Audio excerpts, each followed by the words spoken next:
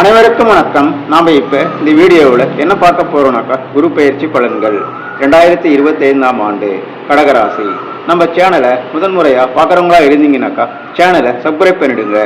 அப்படியே பக்கத்தில் இருக்கிற ஆல் என்ற பெல் பட்டனையும் ப்ரெஸ் பண்ணி விட்டுடுங்க. அப்போ தான் நான் போட வீடியோக்கள் அனைத்தையும் உங்களால் பார்த்து பயனடைய முடியும். சரி, வாங்க வீடியோக்குள்ளே போகலாம். தமிழ் சித்திரை 31ஆம் தேதி, ஆங்கிலம் 2025ஆம் ஆண்டு மே மாதம் 14ஆம் தேதி குரு பகவான் ரிஷப ராசியிலிருந்து மிதுன ராசிக்குள் பிரவேசிக்கின்றார். இந்த குரு பெயர்ச்சி உங்களுடைய கடகராசிக்கு எப்படிப்பட்ட பலன்களை அளிக்க இருக்குன்னு நம்ம பார்த்துடலாம். அதாவது உங்கள் ராசிக்கு 12ஆம் இடமாகிய அயன சயன விரயஸ்தானத்தில் குரு பகவான் சஞ்சாரம் செய்கின்றார். இது எப்படி இருக்குனாக்கா, அதாவது இந்த காலகட்டத்தில் உங்களுக்கு சயனம்னா தூக்கம் இந்த காலகட்டத்தில் கொஞ்சம் டிஸ்டர்பன்ஸ் ஆகிற மாதிரி இருக்கும்.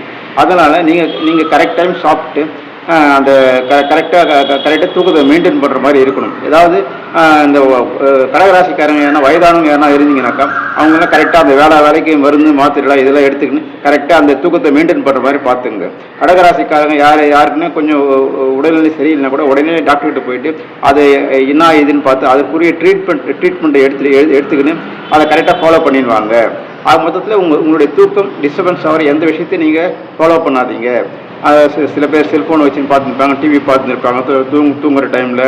அதெல்லாம் முடிஞ்ச அளவுக்கு அவாய்ட் பண்ணுறது நல்லது தான். ஏன்னா இந்த காலகட்டத்தில் கிரகங்கள் கூட உங்கள் தூக்கத்தை டிஸ்டர்பன்ஸ் பண்ணுற மாதிரி தான் காட்டுது. அதனால் இந்த காலகட்டத்தில் நீங்கள் தூக்கம் விஷயத்தில் கவனம் தேவை. உங்களுடைய தூக்கத்தை டிஸ்டர்பன்ஸ் பண்ணுற மாதிரி எந்த விஷயத்தையும் நீங்கள் செய்யாதீங்க. சரிங்களா? சரி, பார்த்துங்க. அடுத்து விரயம். அதாவது இந்த காலகட்டத்தில் எவ்வளோதான் வருமானம் வந்தால் கூட உங்களுக்கு விரயம் ஆகிக்கொண்டே இருக்கும் இந்த காலகட்டத்தில். அதனால நீங்கள் எல்லா விஷயத்துலையுமே ஒரு கணக்கு போட்டு சிக்கனமாக இருக்க பாருங்கள். எல்லா விஷயத்துலையுமே உங்களுடைய கல்வி, தொழில், அப்புறம் பொருளாதார சம்பந்தமான அனைத்து விஷயங்களும், சுபகாரிய சம்பந்தமான அனைத்து விஷயங்களும், எல்லா விஷயங்களிலுமே நீங்கள் ஒரு கணக்கு போட்டு ஒரு பட்ஜெட் போட்டு உங்களால் முடிஞ்ச அளவு சிக்கன போக்கை கடைபிடிங்க. இல்லைன்னா அது பாட்டு செலவு இழுத்துக்கினே போயிடும். எவ்வளோதான் வருமானம் வந்தாலும் அதுக்கேற்ற செலவினங்கள் இருந்து கொண்டே தான் இருக்கும். ஏன்னா இந்த காலகட்டத்தில் விரயஸ்தானத்தில் குரு பகவான் சஞ்சாரம் செய்வதால், ஆனால் இந்த காலகட்டத்தில் சுப விரயம் ஆவதற்கான வாய்ப்புகள் நிறைய இருக்கு. ஏன்னா குரு பகவான் ஒரு சுப கிரகம், அதனால சுப விரயம் ஆவதற்கான வாய்ப்புகள் இருக்கு. அதனால சுப விரயமோ எந்த விரயமோ ஆக மொத்தத்தில் கடகராசிக்காரர்களுக்கு இந்த காலகட்டத்தில் விரயம் ஆவதற்கான வாய்ப்பு இருக்கு. எவ்வளவுதான் வருமானம் வந்தாலும் விரயங்கள் காத்து கொண்டிருக்கும். அதனால நீங்க சிக்கன போக்கை கடைபிடியுங்கள், வேற வழியே இல்லை. சரி, பார்த்துக்குங்க. சரி, கடகராசிக்கு குரு பகவானுடைய பார்வை எப்படி இருக்கு? குருபகவான் எந்தெந்த இடங்களை பார்வையிடுகிறார், அதன் மூலம் எப்படிப்பட்ட பலன்கள் உங்களுடைய கடகராசிக்கு இருக்குன்னு நம்ம பார்த்துடலாம். கடகராசிக்கு குரு பகவான் 4, 6, 8 ஆகிய இடங்களை பார்வையிடுகிறார். நல்லா கேட்டுங்க. கடகராசிக்கு குரு பகவான் 4, 6, 8 ஆகிய இடங்களை பார்வையிடுகிறார். அதாவது 4ஆம் இடம் என்பது என்னன்னாக்கா இந்த வீடு, வண்டி, வாகனம் போன்ற விஷயங்கள் எல்லாம் குறிக்கக்கூடியது. அதாவது வீடு விஷயத்தில் இந்த காலகட்டத்தில் சில பேர் வீட்டை மாற்றம் செஞ்சிருப்பீங்க. செயல்னா கூட இப்போ இந்த மாதத்துல கூட மாற்றம் செய்யணும்னு விரும்புவீங்க. அப்படி நீங்கள் வீடு மாற்றம் செஞ்சீங்கன்னா கூட அந்த மாற்றம் உங்களுக்கு பிடிச்சிருக்கும். அதாவது நீங்கள் போகிற இடம் உங்களுக்கு ஒரு மகிழ்ச்சி தான் கொடுக்கும். அப்படி தான் இருக்கு. ஏன்னா குரு பகவான் ஒரு சுபக்கிரகம். அதனால் இந்த வீடு மாற்ற விஷயத்தில் கூட உங்களுக்கு மனசுக்கு சந்தோஷமான ஒரு விஷயமா தான் அது இருக்கும். சரிங்களா? அடுத்து சில பேர் வீடு ஆல்ட்ரேஷன் பண்ற மாதிரி இப்போ இருக்கும். சில பேருக்கு அப்படி இருக்குன்னு கூட வீடு விஷயத்துல செலவினங்கள் வந்தா கூட அது கூட உங்களுக்கு மனசுக்கு கொஞ்சம் சந்தோஷமா மனசுக்கு நிறைவா தான் இருக்கும். புரியுதுங்களா? அதனால வீடு, வண்டி, வாகனம் விஷயம் சில பேர் சொந்தமா வாகனம் வாங்குவீங்க, சொந்தமா வண்டி வாங்குவீங்க. இது இந்த காலகட்டத்தில் சில பேர் புது வண்டி வாங்குவீங்க இந்த காலகட்டத்தில். இது எல்லாமே ஒரு சுபத்துவமான ஒரு விஷயமா, அதாவது உங்கள் மனசுக்கு சந்தோஷத்தை ஏற்படுத்தக்கூடிய ஒரு விஷயமா தான் இந்த காலகட்டத்தில் இருக்கும். வீடு மாற்றமாக இருந்தாலும் சரி, வீடு ஆல்ட்ரேஷன் பண்ணுற மாதிரி இருந்தாலும் சரி, புது வாகனம் வாங்குற மாதிரி இருந்தாலும் சரி, செலவினங்கள் தான் உங்களுக்கு செலவினங்கள் தான். ஆனால் இந்த செலவினங்கள் உங்களுக்கு மன மகிழ்ச்சியை கொடுக்கக்கூடியதாக இருக்கும். ஆனால் இஎம்ஐ விஷயத்தில் பெரும்பாலும் போகாமல் இருப்பது நல்லது. ஏன்னா கடன் சுமை ஏறக்கூடாது உங்களுக்கு, அதை பார்த்துக்குங்க. ஆனால் இந்த மாற்றங்கள் எல்லாமே உங்களுக்கு கடகராசிக்காரர்களுக்கு இந்த வீடு, வண்டி, வாகன விஷயத்தில் எல்லாமே மனசுக்கு ஒரு சந்தோஷத்தை கொடுக்குற மாதிரி தான் இருக்கும். அதனால நல்லா உங்களுடைய 4ஆம் இடம் நல்லா தான் இருக்கு. உங்களுடைய தாயாருடைய உடல்நிலை கூட இந்த காலத்தில் மேம்படும். புரியுதுங்களா? கடகராசிக்காரர்களுடைய தாயாருடைய உடல்நிலை கூட இந்த காலகட்டத்தில் மேம்படும். அவர்களின் உடல் ஆரோக்கியம் சீராகும். புரியுதுங்களா? நல்லா தான் இருக்கும் இந்த காலகட்டத்தில். சரி, ஓகே. அடுத்து ராசிக்கு 6ஆம் இடத்தை குரு பகவான் பார்க்கிறார். 6ஆம் இடம்னா என்னங்க? வீண் வம்பு வழக்கு, கடன், நோய், அப்புறம் வேலை, இந்த மாதிரி விஷயங்களை குறிக்கக்கூடியது இந்த 6ஆம் இடம். அதாவது இந்த காலகட்டத்தில் வீண் வம்பு வழக்கு எதிர்ப்பு நீங்கள் போகாமல் இருப்பது நல்லது. ஏதாவது எங்கன்னா பிரச்சனை கூட நீங்கள் ஒதுங்கி இருப்பது தான் நல்லது, புரியுதுங்களா? அந்த பக்கமே நீங்கள் எட்டி பார்க்காதீங்க. உங்கள் வேலை உண்டு, நீங்கள் ஒன்று இருங்க, அதுதான் நல்லது இந்த காலகட்டத்தில். ஏன்னா சுப கிரகமாகிய குரு பகவான் உங்களுடைய 6ஆம் இடத்தை பார்ப்பது அந்தளவு ஒரு சிறப்பு என்று சொல்லிவிட முடியாது, புரியுதுங்களா? அதனால் வீண் வம்பு வழக்கு இந்த மாதிரி பிரச்சனைகளும் நீங்கள் போகாமல் இருப்பது நல்லது தான் இந்த காலகட்டத்தில். நீங்கள் உண்டு, உங்கள் வேலை உண்டுன்னு இருங்க, அதுதான் நல்லது, புரியுதுங்களா? அப்புறம் கடன், நோய். ஏன்னா கடன் விஷயத்துல கூட நீங்கள் கவனமாக இருக்கணும். ஏன்னா குரு பகவான் பார்க்குற இடத்த விருத்தி பண்ணி விட்டுருவார். அதனால் கடனை கூட அதாவது விருத்தி பண்ணி விட்டுருவார் சில நேரத்தில். அதனால் கடன் விஷயத்தில் நீங்கள் ஜாக்கிரதையாக இருக்கணும், புரியுதுங்களா? கடன் வாங்க வேண்டிய அவசியம் ஏற்பட்டால் கடன் வாங்க வேண்டாம். அப்படியே அவசியம் ஏற்பட்டால் கூட அந்த கடனை உங்களுக்கு திருப்பி கொடுக்க முடியுமா என்று 1க்கு 4 வாட்டி யோசனை பண்ணி செயல்படுங்க. ஏன்னா கடன் விஷயத்தில் கவனமாக இருங்க. இந்த காலகட்டத்தில் இஎம்ஐ போன்ற விஷயங்களில் ஈடுபட வேண்டாம் முடிந்த அளவுக்கு, புரியுதுங்களா? கடன் விஷயத்தில் கவனமாக இருங்க. இல்லைன்னா கடன் சுமையும் அதிகமாகிடும், பிரச்சனை வந்துடும் உங்களுக்கு, புரியுதுங்களா? அப்புறம் நோய் விஷயத்தையும் சரி தான். உங்களுக்கு உடம்பு சரியில்லைன்னு தோணுச்சுங்களா, உடனே போய் டாக்டரை பார்த்து அதற்குரிய ட்ரீட்மெண்ட் என்னவோ ஃபாலோ பண்ணிக்கோங்க, புரியுதுங்களா? ஏன்னா ஆரம்பத்திலே பார்த்துட்டா உங்களுக்கு செலவினங்களும் கம்மியாக இருக்கும். அது இல்லாமல் நோயும் பெருசாக இருக்கிற மாதிரி தெரியாது. அது சாதாரணமாக விட்டுட்டா, இந்த மழையில் நனைஞ்சிருப்பீங்க, இல்லை ஒரு சின்ன ப்ராப்ளம் ஏதோ இருக்கும், அதில் நாளைக்கு பார்த்துலாம் அப்புறம் பார்த்துலாம் நீங்கள் விட்டுட்டீங்கன்னாக்கா அதுவே உங்களுக்கு பெரிய ப்ராப்ளமாக அதை தோணும், செலவை அதிகப்படுத்தி விட்டுடும்.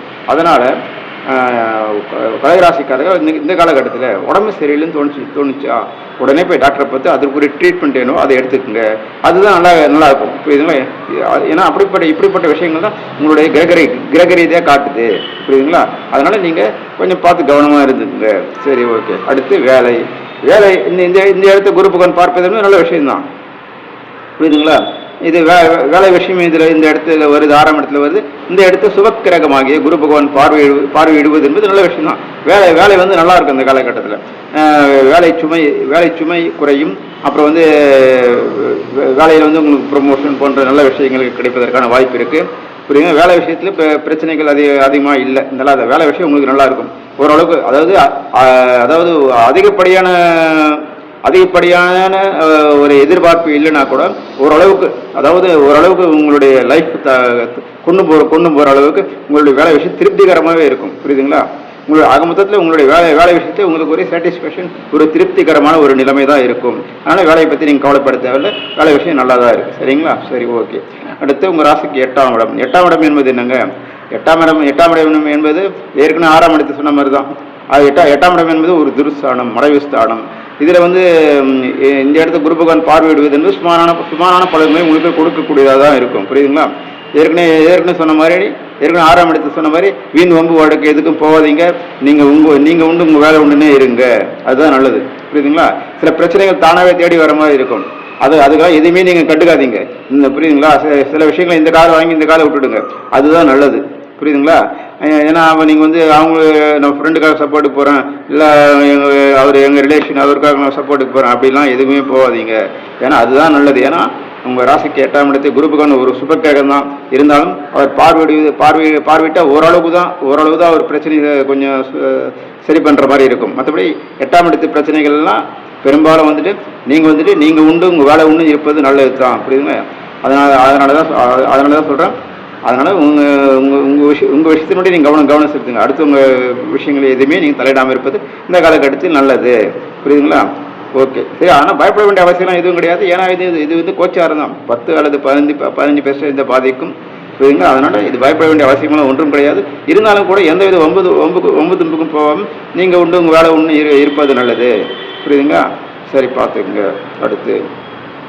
அடுத்து அப்புறம் இந்த காலகட்டத்தில் நீங்கள் ஏதாவது ஒரு டூர் போகிறீங்க, அப்படி என்ன ஒரு இதுக்கு போகிறீங்க, அப்படி அந்த டூர் போகும்போது உயரமான இடத்துக்கு செல்லாமல், உயரமான இடத்துக்கு போனீங்கன்னா கொஞ்சம் பார்த்து கவனமாக இருந்துங்க. ஏன்னா இது சில பேர் உயரமான இடத்துக்கு போயிட்டு நான் செல்ஃபி எடுக்கிறேன் இப்படி சொல்லிட்டு கொஞ்சம் கவனக்குறைவாக இருப்பாங்க. அது மாதிரிலாம் இருக்க வேணாம், புரியுதுங்களா? ஏன்னா 8ஆம் இடத்தை குரு பகவான் பார்வையிடுவதால் ஓரளவுக்கு பார்த்து நன்மையை செய்வார், அது ஓகே, கரெக்டு தான். இருந்தாலும் கூட 8ஆம் இடம் என்பது பொதுவாக தெரிஞ்சு 8ஆம் இடம் என்பது ஒரு துர்ஸ்தானம், மறைவு ஸ்தானம். இந்த இடம் இப்போ குரு பகவான் பார்வையிடுகிறார். அதனால் ஓரளவுக்கு உங்களுக்கு பார்த்து நன்மையை பண்ணுவார், புரியுதுங்களா? இருந்தாலும் கூட நாம் கொஞ்சம் கவனமாக தான் இருக்கணும். 8ஆம் இடம் என்பது பொதுவாக வந்து ஒரு மறைவு ஸ்தானம், துர்ஸ்தானம். இதனால் வந்துட்டு இந்த நீங்கள் உயரமான இடத்துக்கு சுற்றுலா போகிறீங்கன்னா போங்க. ஆனால் உயரமான இடத்துக்கு போகிறீங்கன்னாக்கா அங்கே போய் செல்ஃபி எடுக்கிறேன், ஒரு ஆர்வ கோளாறுல அது அங்கே அது மலையில் ஏறுற, அங்கே ஏறுற, இங்கே ஏறுற, அது மாதிரிலாம் அந்த அளவுக்கு அதெல்லாம் அந்த அளவுக்கு வச்சுக்க வேணாம். அப்படியே போனீங்கன்னா கூட கவனமாக இருங்க. புரியுதுங்களா? சரி, பார்த்து செயல்படுங்க. சரி, ஓகே. ஸோ இப்படிப்பட்ட விஷயங்கள் தான் இந்த 2025ஆம் ஆண்டு கடகராசிக்கு பலன்களாக இருக்குது. புரியுதுங்களா? உங்களுடைய 8ஆம் இடத்துல ஏற்கனவே ராகு வேறு இருக்கிறார். அதனால நீங்கள் கொஞ்சம் கவனமாக தான் இருக்கணும். புரியுதுங்களா? அதனால் கொஞ்சம் பார்த்து கவனமாக இருந்துங்க. ஏன்னா இப்போ ராகு தான் இப்போ தான் என்ட்ரி ஆகிருக்காரு. இந்த மே மாதம் தான் என்ட்ரி ஆகிருக்காரு ராகு பகவான். அதனால் உங்களுடைய 8ஆம் இடத்துல ஏற்கனவே ராகு பகவான் இருக்கிறாரு. அதனால் இந்த விஷயத்தில் நீங்கள் கொஞ்சம் 8ஆம் இடம் சம்மந்தமான விஷயங்களில் எல்லாமே கொஞ்சம் கவனமாக இருங்க. எந்த வம்பு தும்புக்கும் போகாமல் இருப்பது நல்லது தான். புரியுதுங்களா? நான் சொன்ன மாதிரி சுற்றுலாவுக்கு என்ன போனீங்கன்னா கூட உயரமான இடத்துக்கு போகாமல் இருப்பது நல்லது தான். சரிங்களா? சரி, பார்த்து கவனமாக இருந்துங்க. சரி நேயர்களே, அனைவரும் சப்ஸ்கிரைப் பண்ணுங்கள், லைக் பண்ணுங்கள், ஷேர் பண்ணுங்கள். அனைவருக்கும் நன்றி, வணக்கம்.